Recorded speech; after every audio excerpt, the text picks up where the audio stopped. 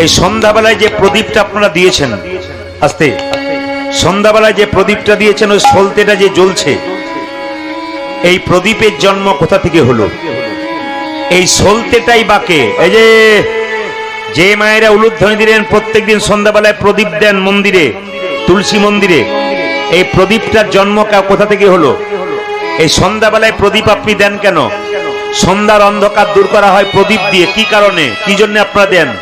যে যেখানে বসে আছেন মনোনিবেশ করে শ্রবণ করবেন এই তত্ত্বটি। আসলে ব্রহ্মা, আপনারা ব্রহ্মার নাম শুনেছেন তো? স্বয়ং ব্রহ্মা, ব্রহ্মা বিষ্ণু মহেশ্বর, তার মধ্যে ব্রহ্মা। আমার টোনটা রিভাবটা একটু কম করো হালকা। ব্রহ্মার নাম শুনেছো মায়েরা? তো আস্তে, ব্রহ্মার কটা মাথা? জোরে বলুন, কটা মাথা? যাক, কটা মাথা ব্রহ্মার? হ্যাঁ, খুশি খুশি খুশি। ছেলেগুলো কিন্তু খুব পাকোয়াজ আছে। এই ছেলেগুলো কিন্তু, বাচ্চা ছেলেরা খুব সুন্দর দেখা যায়, চারটা, কোন কোন মা তিনটে দেখিয়েছে, কে আবার একটা দেখিয়েছে, কে আবার এরকম দেখিয়েছে। হ্যাঁ, একজন বয়স্ক মা কিন্তু এইটা দেখিয়েছে পাঁচটা।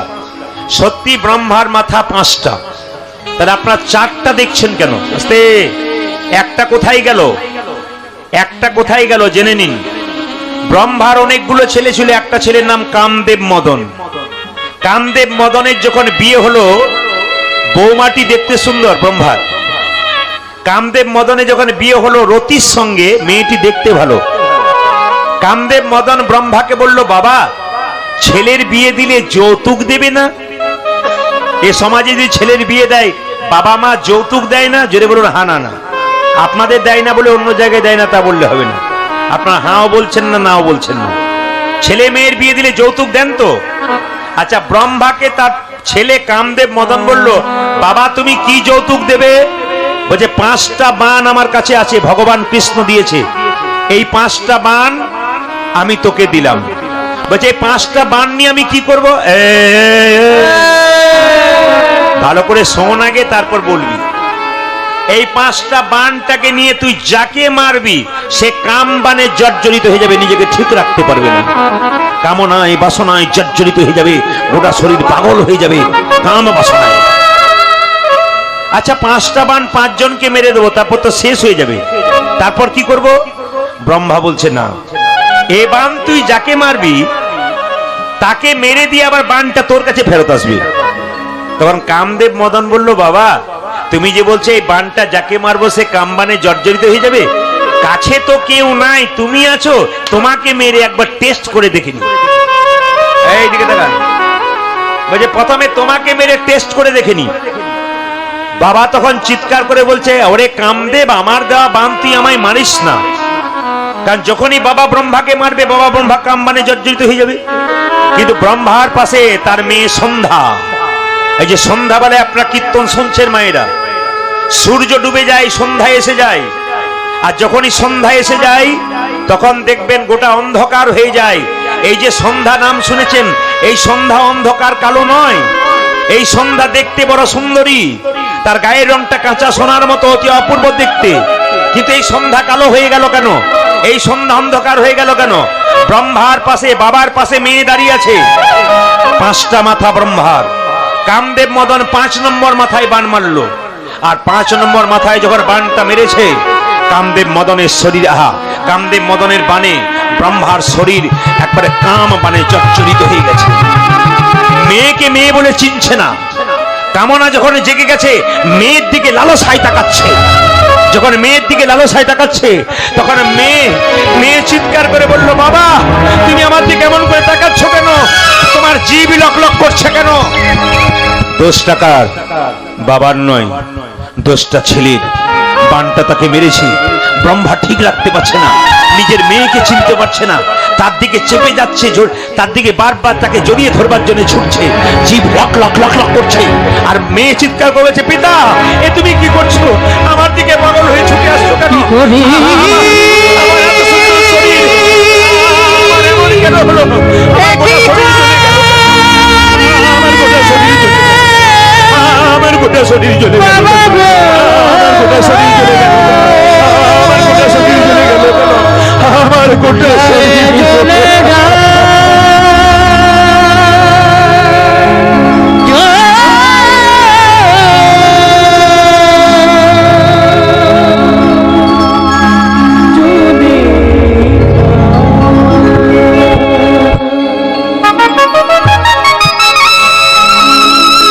বাবা হয়ে মেয়ের দিকে কামনার চোখে তাকালো। এতগুলো বাবা এখানে কীর্তন শুনতে এসছেন, এ কথা শুনলে, অনেক কথা মনের মধ্যে জাগলে কোনো বাবা আত্মহত্যা করে দেয়। আমি আমার মেয়ের দিকে এরকম করে তাকাবো কেন? কাম্যমানি জিভা লক লক করছিল, জিভ থেকে ফোঁটা ফোঁটা জল পড়ছিল তার মেয়ের দিকে যখন তাকাচ্ছে। সঙ্গে সঙ্গে বাবা ভোলানাথ পরম বৈষ্ণব সহ্য করতে না পেরে নিজের হাতে ত্রিশূল ছিল, ব্রহ্মার 5 নম্বর মাথায় মারলো। যখনই 5 নম্বর মাথায় মারলো, ব্রহ্মার 5 নম্বর মাথাটা মাটিতে খসে পড়ল। যখনই খসে পড়ল, যে মাথা মেয়ের দিকে কামনার বসে তাকিয়েছে, দেবতারা ছুটে এলো, সবাই মিলে বলল অগ্নিদেবকে, অগ্নিদেব তুমি এর মাথাটাকে পুড়িয়ে ছাড়ফাড় করে দাও। অগ্নিদেব বলল এত বড় পাপীকে আমি গ্রহণ করব না।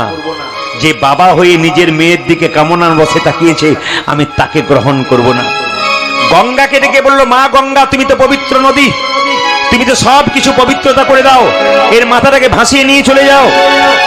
গঙ্গা বলল আমি অবৈষ্ণবকে ক্ষমা করেছি, অপরাধীকে ক্ষমা করেছি, কিন্তু একে আমি ক্ষমা করতে পারবো না, একে গ্রহণ করতে পারবো না। সব দেবতা মিলে পৃথিবীকে বলল ধরিত্রী দেবী তোমার মধ্যে গর্ত করে মাটিটাকে পুঁতে দেবো, মাথাটাকে পুঁতে দেবো গর্তের মধ্যে। পৃথিবী দেবী চিৎকার করে বলল না, আমি একে কোনো মতে গ্রহণ করতে পারবো না। তবে কি করা যায়? স্বয়ং ভগবান বিষ্ণু এসে বললেন দাঁড়াও ব্রহ্মা, তোমার ওই 5 নম্বর মাথাটা নিয়ে তৈরি হবে প্রদীপ। অনেক মেয়েরা আমার কাছে যায়, আমার ছেলে যেন ঠান্ডা হয়ে যায়, প্রেম আমার ছেলে যেন আমার ঠান্ডা হয়ে যায়। বাবা আস্তে, এই যে এই যে এই যে আমার ছেলে যেন ঠান্ডা হয়ে যায়। আমার ছেলে খুব চঞ্চল, পড়াশোনাতে মতি নাই, একটু চেষ্টা করুন যেন ছেলেটা আমার ভালো হয়ে যায়। আমার কিছু করার নেই, শব্দ গোবিন্দ করবে, যার যা কর্ম তার তেমন ফল হবেই। তবে কিছু কর্ম ভালো করুন, ছেলে কৃষ্ণ ভক্ত হবে। আজকে যে লীলাটি আমি গাইব, আমাকে দায়িত্ব দেওয়া হয়েছে, আজকে ইচ্ছা মতো লীলা নয়, ওনারা একটা লীলা আমাকে দিয়েছেন, ভক্ত রঘুনন্দন। মানে আপনারা গয়া, কাশী, বৃন্দাবন সব জায়গায় যাবেন, একটা জায়গা যাবার জন্য আপনাদের অনুরোধ করব, যে যেখানে বসে যারা ভ্রমণ করেন, যারা তীর্থস্থানে যান, তারা কান খুলে শুনে নিন। একটা জায়গায় যেতে বলবো, আমাদের বীরভূম পাশেই বর্ধমান। কলকাতা থেকে যাবেন বর্ধমান, বর্ধমানে স্টেশনে গিয়ে বলবেন আমি শ্রীখণ্ড যাবেন, গোপীনাথের মন্দির। সেই বিখ্যাত গোপীনাথের মন্দিরে দেখতে পাবেন অর্ধেকটা নাড়ু আছে হাতে, এই যে গোটা নাড়ু দেখতে পাচ্ছেন না, ওখানে গোপীনাথের মন্দিরে গোপীনাথের হাতে অর্ধেকটা পাথরের নাড়ু আছে। সব জায়গাতে এই নাড়ু আছে, কিন্তু গোপীনাথের হাতে ওখানে অর্ধেকটা পাথরের নাড়ু হলো কেন? এরই তত্ত্ব কথা আপনাদের আজকে বলবো। ভক্ত রঘুনন্দন 5 বছর বয়সে গোপীনাথকে নাড়ু খাইয়েছিল। এই গোপীনাথকে নাড়ু খাইয়েছিল যেদিন, সেদিন দিনটা ছিল সরস্বতী পুজোর দিন। সরস্বতী পুজোর দিনে নাড়ু খাইয়েছিল। এখন আপনাদেরকে কীর্তনের শেষে কিন্তু আমি এই প্রসাদগুলো দেবো। যদি কমিটির সামর্থ্য থাকে, মানে সামর্থ্যতা আছে, যদি ওনারা পারেন, কমিটির ভাইরা অনেকে বসে রয়েছেন, আমি আগেও একটু দিয়েছি বলে, যে যদি আপনারা পারেন তাহলে 5-10 কেজি বাতাসা এখানে আনতে পারেন, যদি সম্ভব হয়। যদি না হয় তবে এই যে বাতাসা আমার হাতে আপনারা দেখতে পাচ্ছেন, সবাই তাকান, কীর্তনের শেষে এই প্রসাদ আপনারা 1 টুকরো করে কাপড়ের কোণে বেঁধে নিয়ে যাবেন। এই আস্তে দাঁড়ান, নিয়মটা বলে দিই, এতে কি কি উপকার হয়। এই বাতাসা প্রসাদটা আপনারা কাপড়ের কোণে বাঁধবেন, বাড়ি যাবেন। বৃহস্পতিবার দিন কিন্তু রঘুনন্দনের জন্ম হয়েছিল, আর বৃহস্পতিবার দিনই কিন্তু গোপীনাথকে নাড়ু খাইয়েছিল বড় হয়ে, সেই দিনটা বৃহস্পতিবার দিন। এই জন্য আপনারা প্রতি বৃহস্পতিবার 1 বছর করবেন, বেশি নয়, এই বাতাসাটা নিয়ে যাবেন। একটুখানি বাতাসা, 1 টুকরো, এই টুকরো বাতাসা, এই যে তুলসী পাতা দেখছেন, গাছ থেকে একটা তুলসী পাতা তুলে 1 টুকরো বাতাসা নিয়ে বাচ্চাকে সকালে স্নান করাবেন। বৃহস্পতিবার 10টার সময় স্নান করিয়ে তুলসী মন্দিরে বসাবেন। আপনি ভালো কাপড় পরবেন, স্নান করে তুলসী পাতা দিয়ে আর একটা বাতাসা দিয়ে ছেলের কপালে 3 বার ঠেকিয়ে বলবেন। কি বলবেন শুনে নিন, জয় গোপীনাথ, জয় গোপীনাথ, জয় গোপীনাথ। নিয়ে আপনি হাঁ করে বাতাসাটা ছেলের মাথায় তুলসী পাতা সহ দিয়ে মুখে, ছেলের মুখে তুলসী পাতা সহ ঢুকিয়ে দেবেন। বাচ্চাকে খেতে বলবেন। প্রতি বৃহস্পতিবার আপনি 1 বছর করুন, 100% গ্যারান্টি দিচ্ছে শাস্ত্র যে আপনার বাচ্চা কৃষ্ণ ভক্ত হবেই। আপনার বাচ্চাকে 4 ঘন্টা পড়তে হবে না, আপনার বাচ্চা 2 ঘন্টাতে হবে। তাই আপনাদেরকে অপেক্ষা করতে হবে। যারা ভালো মা, ছেলের মঙ্গল চান, তারা এই প্রসাদটা নেবেন। আর যারা সৎ মা, তাদের দরকার নাই। ছেলে যত খারাপ হয় তত আপনার ভালো হয়। আপনি মাটা সৎ, কিন্তু ছেলে যদি খারাপ হয়, মা সৎ মায়ের আরো মজা হয়। তো সৎ মা এখানে কেউ নেই, সব তো আসল মা বসে আছেন। তো আপনাদের কাছে নিবেদন রইল, এই বাতাসা প্রসাদের একটা উপকার আছে। কি আছে? বাড়িতে যদি কোনো মানুষ অসুস্থ অবস্থায় থাকে, কোনো মানুষ অসুস্থ অবস্থায় বহুদিন ধরে ওনার রোগ ভালো হচ্ছে না, আপনি জয় গোপীনাথ বলে এই বাতাসা তুলসী পত্র দিয়ে বৃহস্পতিবার দিন খাওয়ান। প্রতি বৃহস্পতিবার দেখবেন, স্নান করানোর দরকার নেই। যদি অসুবিধা থাকে, আপনি একটু গঙ্গা জল মাথায় দিয়ে আপনি তুলসী পত্র দিয়ে ওকে খাওয়াতে পারেন। 1 বছর খাওয়ালে অনেক কষ্ট যন্ত্রণা রেহাই হবে।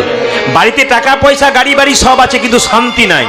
যদি কোনো মা, প্রত্যেকটা পরিবারের সবাই যারা আছেন, প্রতিদিন যদি তুলসী গাছে জল ঢালতে পারেন, আমি এখানে হিম্মত করে দাঁড়িয়ে বলে দিয়ে গেলাম, আপনার তুলসী মন্দিরে যদি বাড়ির সবাই প্রত্যেক দিন স্নান করার পর তুলসী গাছে জল ঢালতে পারেন, 100% গ্যারান্টি দিয়েছে শাস্ত্র, আপনাদের বাড়িতে আর্থিক উন্নতি, মানসিক উন্নতি, সাংসারিক উন্নতি দিনের পর দিন দেখবেন বেড়ে যাবে। আপনি একবার করে দেখুন, দেখবেন আপনার কি লাভ। প্রত্যেক দিন আপনি স্নান করার পর আপনার বাচ্চা স্কুলে যাবে, আপনি বলবেন দাঁড়া, খাবার আগে আগে গামছাটা পর কিংবা একটা ধুতি পর, তুলসী গাছে জল দিয়াই পরিক্রমা কর, তারপর খাবি। আগে মা শেখাবে। বাবা তো কাজের জন্য, পয়সার জন্য বাইরে চলে গেছে, মা তো ঘরে থাকে, মা তো সব শেখাতে পারে। ওই জন্য যারা মায়েরা আছেন, তারা কিন্তু ভালো করে শেখাবেন বাচ্চাকে তুলসী গাছে জল দিতে। 4 বার পরিক্রমা করতে বলবেন, ঘুরে ঘুরে ডান দিক থেকে, দেখবেন কাজ হবে। তবে বাতাসা প্রসাদ যদি না আনতে পারে এরা বেশি, তবে আপনারা যারা পাবেন তারা নেবেন। আর যারা পাবেন না, দূরে বসে আছেন, তাদের জন্য বলে যাই, আপনার বৃহস্পতিবার দিন বাড়িতে 1 কেজি বাতাসা কিনে হরির লুট দিয়ে দেবেন। কোথায়? তুলসী মন্দিরে। ওই হরির লুটের প্রসাদটা আপনি একটা কৌটোতে ভরবেন। সেই প্রসাদটা যদি আপনি বৃহস্পতিবার খাওয়াতে পারেন, ওতেও কিন্তু একই লাভ হবে। আপনি এখান থেকে পেলেও যা হবে, অনেকে ভাবছেন এইটা পাওয়ার জন্য পাগল হয়ে যাবে, তা বললে হবে না। আপনি বাড়িতে হরির লুট দিয়ে করতে পারেন, আপনার কিন্তু কাজ হয়ে যেতে পারে। প্রশ্ন করবেন, ব্রহ্মার মাথাটাকে প্রদীপ তৈরি করলো কেন? বলে ব্রহ্মা, তোমার 5 নম্বর মাথাটা প্রদীপ তৈরি হবে। আর তোমার জিহ্বাটা যে লক লক করছিল, তোমার মেয়ের দিকে তাকাচ্ছিল, জিভ থেকে জল পড়ছিল, অভিশাপ দিলাম, ওই জিহ্বা হবে প্রদীপে সলতে। তুমি জ্বলে পুড়ে মরবে, তুমি জ্বলে পুড়ে মরবে, তুমি জ্বলে পুড়ে মরবে, তুমি জ্বলে পুড়ে মরবে, তুমি জ্বলে পুড়ে মরবে, তুমি জ্বলে পুড়ে মরবে, তুমি জ্বলে পুড়ে মরবে, তুমি জ্বলে পুড়ে মরবে, তুমি জ্বলে পুড়ে মরবে, তুমি জ্বলে পুড়ে মরবে, তুমি জ্বলে পুড়ে মরবে, তুমি জ্বলে পুড়ে মরবে, তুমি জ্বলে পুড়ে মরবে। লক্ষ্য করুন, আপনার একজন বলুন তো, প্রদীপে তেল শেষ হয়ে গেলে জল দিয়ে দেন না আবার তেল দিয়ে দিন? জোরে বলুন। এই যে প্রদীপে তেল শেষ হয়ে গেলে জল দেন না আবার একটু তেল দিয়ে দেন? কেন? যাতে সলতে জ্বলতেই থাকে। অভিশাপ আছে কার? অভিশাপ আছে কৃষ্ণের, ভগবানের। তোমার সলতে যত জ্বলবে, যদি তেল শেষ হয়ে যায়, মায়েরা, কুলবতী রমণীরা তেল দিয়ে তোমাকে আরো জ্বালাবে। ব্রহ্মা আরো চালাক। প্রভু হে, অপরাধ আমার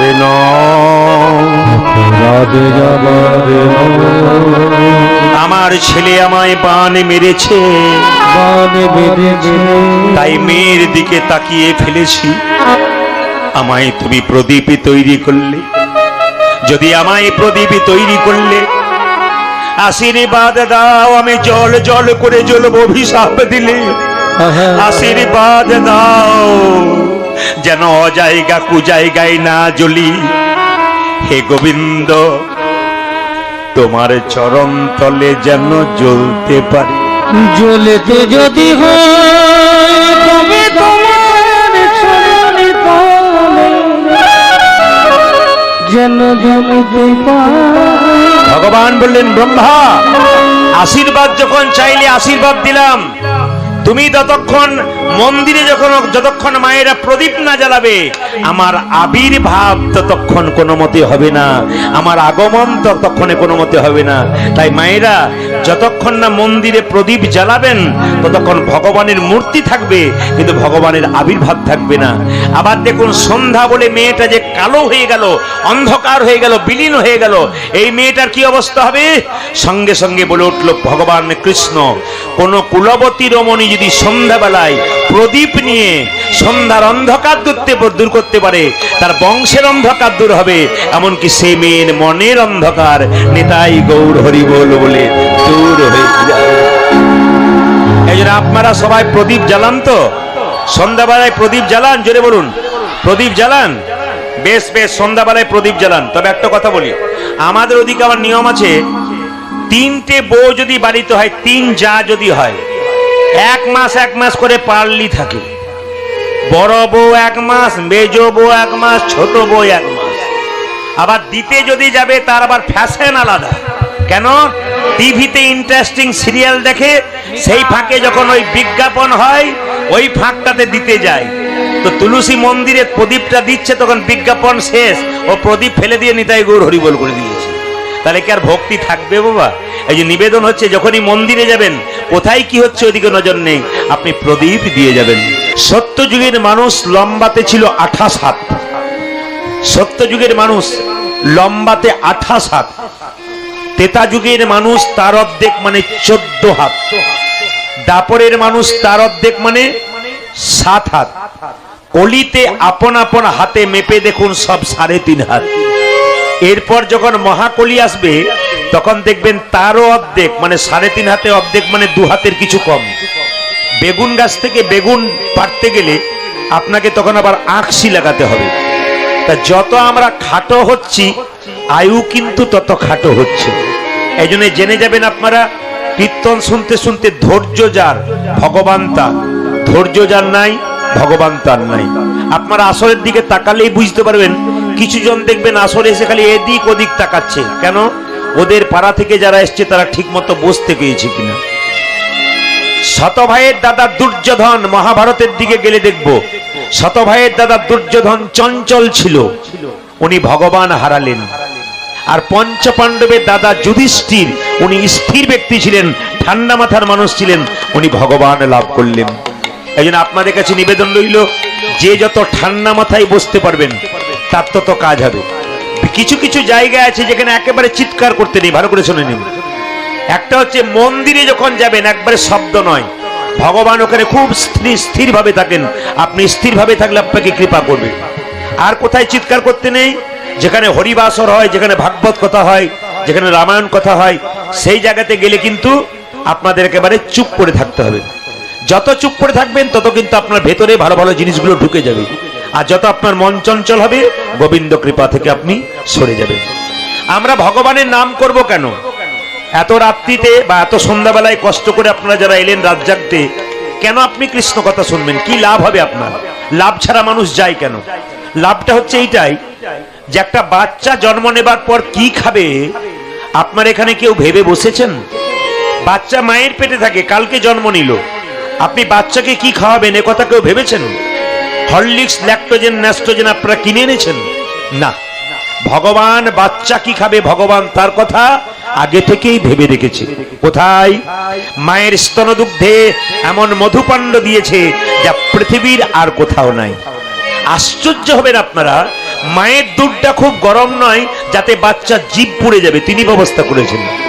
মায়ের দুধটা খুব ঠান্ডা নয় যাতে বাচ্চা সর্দি লেগে যাবে, তিনি ব্যবস্থা করেছেন। মায়ের দুধটা খুব টক নয় যাতে বাচ্চার অম্ল হয়ে যাবে, তিনি ব্যবস্থা করেছেন। মায়ের দুধটা খুব মিষ্টি নয় যাতে বাচ্চার অম্ল হয়ে যাবে, তিনি ব্যবস্থা করেছেন। নদীর মধ্যে দিলেন জল, গাছের মধ্যে দিলেন ফল, তিনি আমাদের জন্য এত কিছু করলেন, আমরা তার জন্য কি করলাম? যদি কেউ যদি আমাদের জন্য কিছু করে, তার জন্য যদি কিছু না করি, তাহলে আমাদের অকৃতজ্ঞ বলা হয়। তাহলে ভগবান আমাদের জন্য এত কিছু করলো, আপনি কি করলেন? 365 দিনের মধ্যে খালি কর্ম করলেন, খেলেন আর ঘুমালেন, তাহলে হরিকে ভজন কি করে করলেন? হরি তো পৃথিবীতে আপনাকে পাঠালো, আপনি ভজন কি করে করলেন? একটু জেনে রাখবেন আপনারা, যারা নিজেকে শিক্ষিত বলে প্রচার করেন, হাত তুলতে ভালোবাসেন না, তাদেরকে বলে দিই, বিখ্যাত বিজ্ঞানী আইনস্টাইন, যদি পড়াশোনা করেছেন নাম জানবেন। আইনস্টাইন জীবনে কোনদিন আমিষ খায় নাই, নিরামিষ খেত। আইনস্টাইন ভগবান বিশ্বাসী লোক ছিল। Isaac Newton, sir Isaac Newton, যার নিউটনের নাম শুনেছেন তারা জানতে পারবেন, শিক্ষিত ব্যক্তি যারা আছেন, তিনি ঈশ্বরকে বিশ্বাস করতেন। অ্যাপেলো চেন্নাই চলে যান, ভেলোর চলে যান, বড় বড় ডাক্তারবাবুর দিকে তাকাবেন, টেবিলটার দিকে যারা MA পাস করে ছোট একটা চাকরি পেয়ে গেছেন, হাত তুলতে লজ্জা করছেন, তাদের জন্য বলে গেলাম, অ্যাপেলো, চেন্নাই, ভেলোর, ব্যাঙ্গালোর সব জায়গায় যাবেন, ওখানে গিয়ে দেখবেন ওদের টেবিলটার দিকে তাকাবেন, একটা কৃষ্ণের ছবি আছে, যে যে ধর্মের লোক সেই ধর্মের ছবিটা তাদের টেবিলে আছে। আমেরিকা ফেরত ডাক্তারগুলো যদি এরকম করে কৃষ্ণ ভজন করে চিকিৎসা করতে পারে, লজ্জা লাগা উচিত আমাদের ওই সামান্য MA পাস করে হাত তুলতে যারা লজ্জা করে, তাদের জন্য আমাদের লজ্জা লাগা উচিত। এর একবার জোরে হয়ে যাক রাধা রানী কি। তবু দু চারজন বাকি আছে, মনে মনে ভাবছে যারা দিচ্ছে তাদের আগে কি হয় দেখি, তারপর দেবো। যখন দেবে তখন তো ট্রেন পেরিয়ে চলে যাবে, তাই দেবার সময় আছে, এখন থেকে দিয়ে দিন, ধরে ঠকতে হবে। কিন্তু তবে আপনাদের বলে যায়, যে যেখানে হাত বসে আছেন হাত কিন্তু মাঝে মাঝে তুলবেন, যত অ্যান্টেনা তুলবেন ছবি তত পরিষ্কার হবে, আর যার অ্যান্টেনা যত নিতাই গৌর হরিবোল, ছবি তত তার হরিবোল। যত হাত তুলবেন তার মানে কি সারেন্ডার হওয়া। পুলিশ অফিসার আমাকে এখানে নিয়ে এলো এত এত ভক্তের মাঝে, তিনি যখন চোরকে তাড়া করেন, কাছাকাছি হয়, যখন দৌড়াতে থাকে ধরতে পারে না, তখন কি বলে, এই হ্যান্ডস আপ নইলে গুলি করে দেবো, হাত তোল নইলে গুলি করে দেবো। সে যদি হাত তুলে দেয় ব্যাস সারেন্ডার হয়ে গেল। আমরা সংসারে কত পাপ না দিনের মাথায় করছি, তা পাপের এত সীমা নেই, আমরা এত পাপ করছি। রাস্তা দিয়ে পেরিয়ে যাচ্ছেন, পিঁপড়ের মাথায় পা দিয়ে দিলেন, আপনি জানতেই পারলেন না আপনার পায়ে চাপা পড়ে পিঁপড়েটা কখন মরে গেছে। আপনার তো অজান্তে পাপ হয়ে গেছে। এই পাপগুলোকে দূর করবার জন্য আপনাদের মাঝে মাঝে হাতগুলোকে তুলতে হয়। তা জোরে বলুন শ্যাম সুন্দর কি, মদন মোহন কি, হরিবাসর কি। আচ্ছা বলি, কমিটি যারা কীর্তন গান করাচ্ছেন, আপনারা এত এত ভক্তবৃন্দ এখানে এসছেন, তাদের কাছে নিবেদন রইল, এদের একটা আশীর্বাদ করে দিয়ে যান, প্রার্থনা করে যান ভগবানের কাছে। স্বয়ং ভগবান এখানে আছেন, আপনারা প্রার্থনা করে যান যেন এই হরিবাসর দিনের পর দিন সুন্দর করতে পারে, আরো ভালো ভালো শিল্পী এনে আপনাদের কীর্তন শোনাতে পারে, এটা আমি প্রার্থনা করব। আজকে কিন্তু আপনাদের জ্যোতিনগরে আসতে, জ্যোতিনগরে একটা উপহার দিয়ে যাব আপনাদেরকে, যে আপনার একটা প্রেজেন্টেশন পেয়ে যাবেন। কি বলুন তো, যদি কেউ একটা প্রশ্নের উত্তর দিতে পারেন তাহলে আপনারা কিন্তু এখনই রাজা হবার চান্স পাবেন। আমি আপনাদের, অনেকে বলছে রাজা, আচ্ছা যদি প্রশ্নটা উত্তর দিতে পারে, আগে উত্তরটা দিন, আমি প্রশ্নটা করবো না, বাদ দিয়ে দেবো, না না বলেই দিই, রাজা হবার ইচ্ছা কার না জাগে। আচ্ছা যারা যারা রাজা হবেন তারা, অনেকে মনে মনে ভাবছে হবই তো, আপনি বলে দেখুন তারপর দেখছি। আবার দেখবেন এইদিকে দিকে দিকে, আসলে একটা কথা আছে না, ধীরে একটা কথা আছে, মরিতে চাহি না আমি সুন্দর ভুবনে। দেখবেন মেয়েরা সংসারে বলে না, হে গোবিন্দ আমার কেন মরণ হয় না গো, না কি সংসারের জ্বালা, আমার কেন মরণ হয় না, আমার কেন হয় না, আমার কেন হয় না। দেখবেন না আপনাদের দিকে করে না, আমাদের দিকে করে, বলে না আমার কেন হয়। আসলে ওটা বলে মাত্র, ভেতর থেকে বলে না।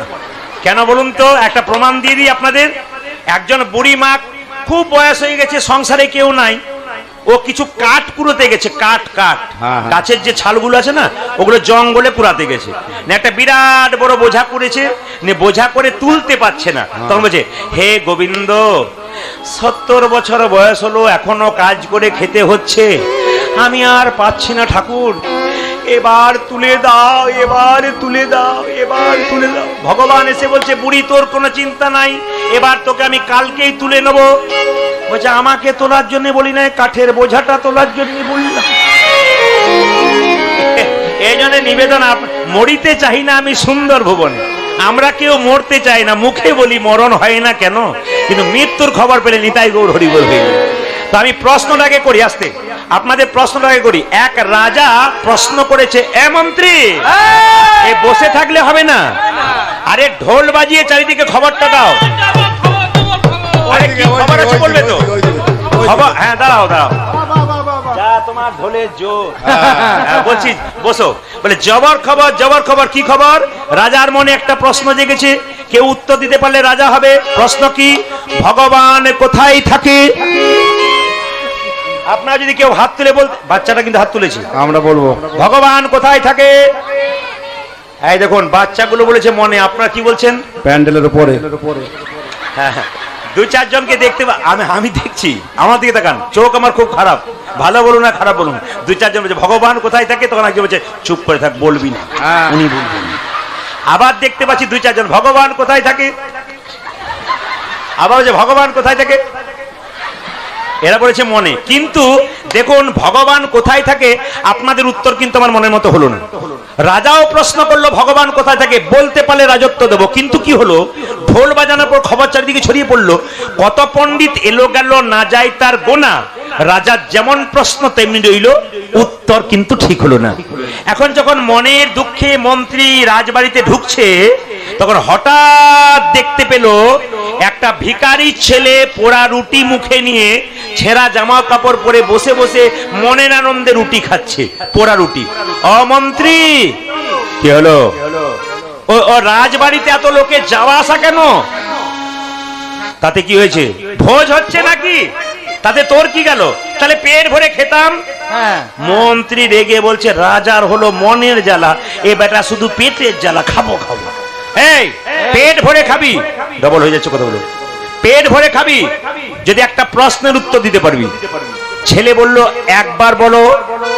মন্ত্রী বলল সাবধান থাকবি, উত্তর দিতে পারলে রাজা হবি, আর উত্তর দিতে না পারলে তোর একবারে শেষ।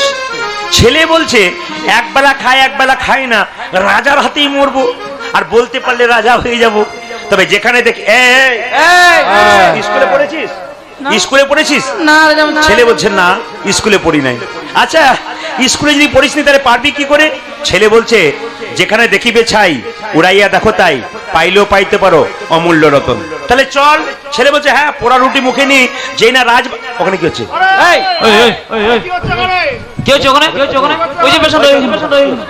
কে আছে ভাই, বের করো। ওইখানে ওইখানে ওই ওইখানে না না, ওখানে নয়, রাজার বাড়িতে। ওইদিকে তাকাচ্ছেন কারণ রাজবাড়িতে, রাজবাড়িতে মানে ভিখারি ছেলেটা পোড়া রুটি নিয়ে ঢুকে গেছে। রাজা বলছে এই দেখো তো দেখো তো, তাড়িয়ে দাও তো। কমিটি ছেলেগুলো দুই চারটা উঠে গেছিল, এক জায়গায় করেছি, দুই চারটা কমিটি ছেলে তো ঝাঁপিয়ে পড়েছে কোন বেটারে। কিন্তু ওখানে তো নয়, রাজার বাড়িতে। এখন যেই না ঢুকেছে, রাজা জিজ্ঞেস করলো এই তো সাহস কম নয়, ছেঁড়া কাপড় পরে পোড়া রুটি মুখে নিয়ে ঢুকে গেছিস? ছেলে বলল রাজা মশাই আমি ভিখারি, তোকে আর ভিক্ষা করতে হবে না, আমি প্রশ্ন করবো উত্তর দে। কি, ভগবান কোথায় থাকে? ছেলে বলল দেবো, একটু দেরি আছে। কেন? এক গ্লাস শরবত হবে? রাজা মশাই এক গ্লাস শরবত হবে? রাজা বলল কে আছিস ভাই, একটু শরবত দিয়ে দিত। সেটা কি? এক গ্লাস শরবত দিয়েছে, আর শরবতটা হাতে ধরে বলছে আচ্ছা রাজা মশাই এটা শরবত? হ্যাঁ।